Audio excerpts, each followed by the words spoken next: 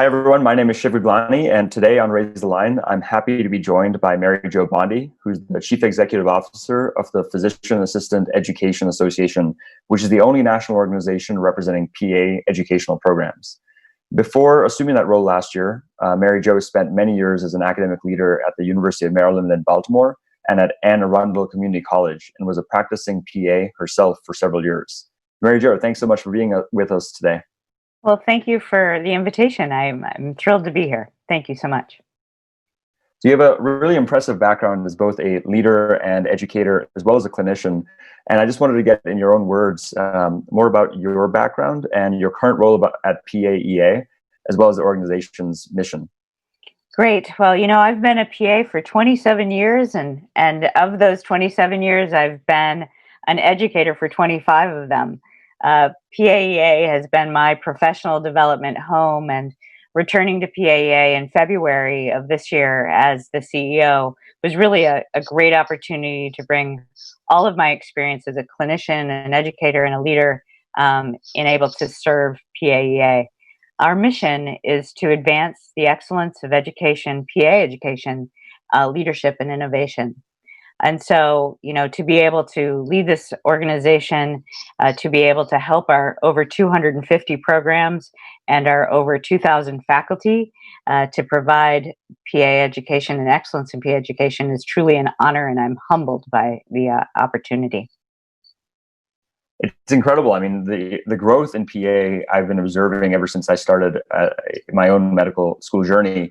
I'm curious, over those 27 years of your practice, how has the profession changed, and how has the PAEA changed itself?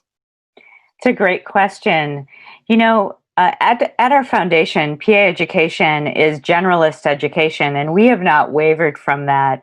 That commitment to generalist education has allowed us to maintain flexibility and adaptability, to be responsive to workforce needs, both at the community level, state, and region level. Certainly, PA practice has expanded. We now see PAs in almost every specialty, and we continue in our service at a primary care level and have expanded that role. We also see some changes related to more PAs involved with public health, and we also see a change with some globalization with PA practice. So very excited to see how the profession has changed over the course of the last 27 years, just in my from my perspective. And then we're a young profession, 50 years now, and so we have continued to grow in number and in scale and in the ability to serve our communities. You mentioned that there are 250 programs that your organization represents. Now, when you started, how many programs were there, and what is that trend looking like? Sure. Well, when I started in PA education in the early 1990s, there were about 50 programs around. So 50 programs 27 years ago, and now 250 programs. So that speaks volumes about the ability of PAs, the acceptance of PAs, the utilization of PAs to expand access to care and meet the needs of a growing population and an increasingly diverse population. That's really interesting. And are all the programs that you're talking about in the U.S., or you mentioned globalization as well? I'd love to hear more about the international community of PAs. So, great question. So PAEA represents the U.S. population of PA programs. So those 250 are all bound by the U.S. They are accredited by our current accrediting body, the ARC-PA. There is a growing interest in PA education internationally, and we see that in Africa, India, and across Europe. Incredible. I mean, we've had the opportunity to get to know a lot of PAs through our work at Osmosis, and I've seen a lot of innovation come out of those programs, including Yale has this online PA program run by Jim Van Ree, who I'm sure you know well. Yeah. Yeah. I'm curious, are you seeing what types of innovations are you seeing in PA education at this time? Well, so COVID has really sparked a lot of innovation, which is exciting. It was obviously born of necessity, But certainly Jim Van Ree and the work that they're doing at Yale, providing online education, very student-centric education. We see more of our programs really looking at team-based learning models, problem-based learning models, things that can be adapted to an online environment because of COVID. So there's a lot of innovation at that aspect. There's also increased innovation related to competency-based education, clinical education. We see some of our programs adopting using telehealth and telemedicine as part of their curriculum, as expanding clinical instruction. I know at Johns Hopkins University, we see medical educators using cameras on their helmets and as well as the like body cams to actually have ongoing rounds with students and educators. So innovation is broad and wide, and we're learning a lot of how we can train our students to be ready for the kind of experiences that they're having. That's awesome. I didn't know that about the Hopkins, the body cam experience. Really interesting. Yeah. So you mentioned COVID, and obviously that's what everyone's talking about and thinking about all the time. How has COVID affected the work that your organization does, and what are some of the major challenges it's leading to? One example is we've talked to several nursing organizations, and actually getting enough clinical hours when the hospitals are kind of shut down in many regards is tough, especially for certain rotations that rely on elective type of procedures. What are you seeing, and what are some of the challenges facing PA education right now in the heart of COVID? Sure. So COVID has amplified the need for faculty to be ready to pivot, to be able to provide student-centric learning, certainly in an online situation. Almost all of our programs had to pivot to online very, very quickly.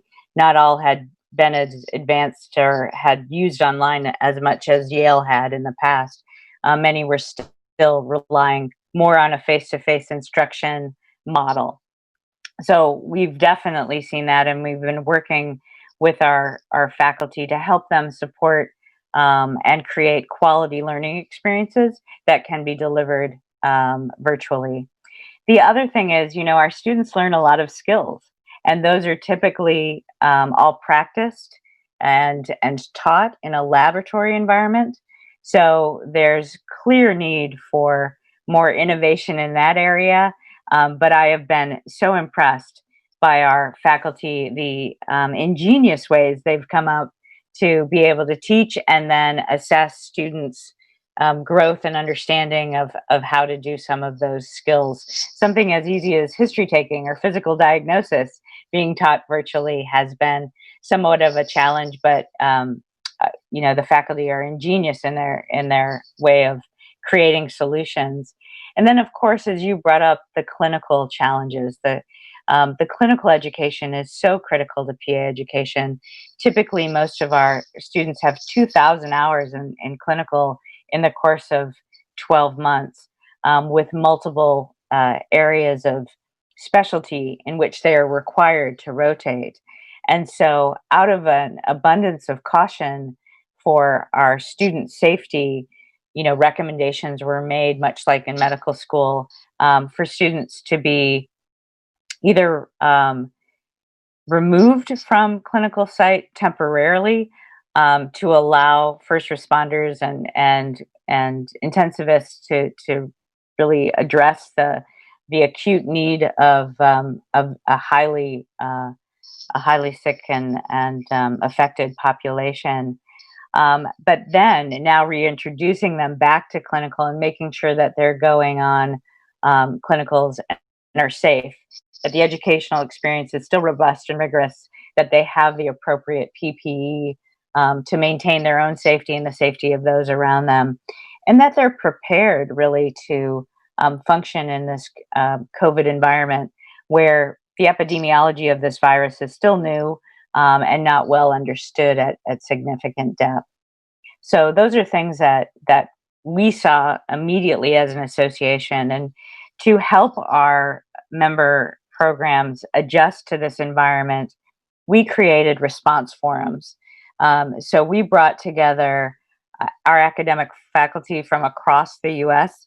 Over 600 participated in a response forum, really talking about and sharing problems that they were experiencing and solutions. It was an amazing sharing community.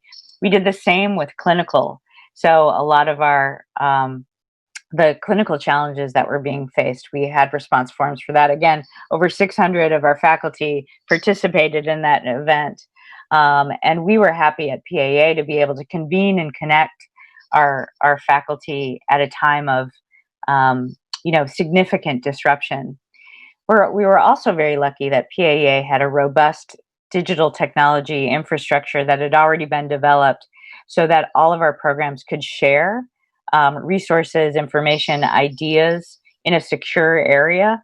And they took great advantage of that digital platform. So we were thrilled that they were able to utilize that, and that could ease some of the transition for them. Certainly. So are you pretty confident with all this innovation that those who have been finishing up their programs in PA right now will hopefully be able to graduate on time and join those front lines and be healthcare providers? Or is there a concern around having to change state or federal requirements so that they're able to maybe waive clinical hours, or as happening in nursing, make the clinical hours be you can earn the clinical hours while actually practicing at the end of your training? So it's a great question. So PA education is founded on competency-based education. And so our programs were committed that they will only graduate students who have demonstrated competency. And so that meant that there were students that may have been delayed in their graduation. However, it is a commitment to the education and the safety of our patients that our programs made that commitment and have worked with the students to make adjustments and identify where they've already met competency, and then identified where there's gaps that still need to be met related to our accreditation standards, and have made the commitment to move them through and progress them at an appropriate rate. But they won't let them graduate until they've shown competency. That makes sense. And I mean, that's something that I wish more health professional programs adopted, is competency-based education, because, some of the PAs you're training probably come in with EMT experience or scribing experience, where they can take history of patients and whatnot. And so being able to kind of graduate faster potentially, or later if they need more time, is something I wish we had in medical school. One of my favorite PA educators used to be at Wake Forest and now is at A.T. Still University. His name's Ted Wendell. And they're starting up new PA programs in California, I believe. And his vision is to have community-based training programs where, in partnership with the National Association of Community Health Centers, they're able to recruit people from the community and then have them stay in the community to work.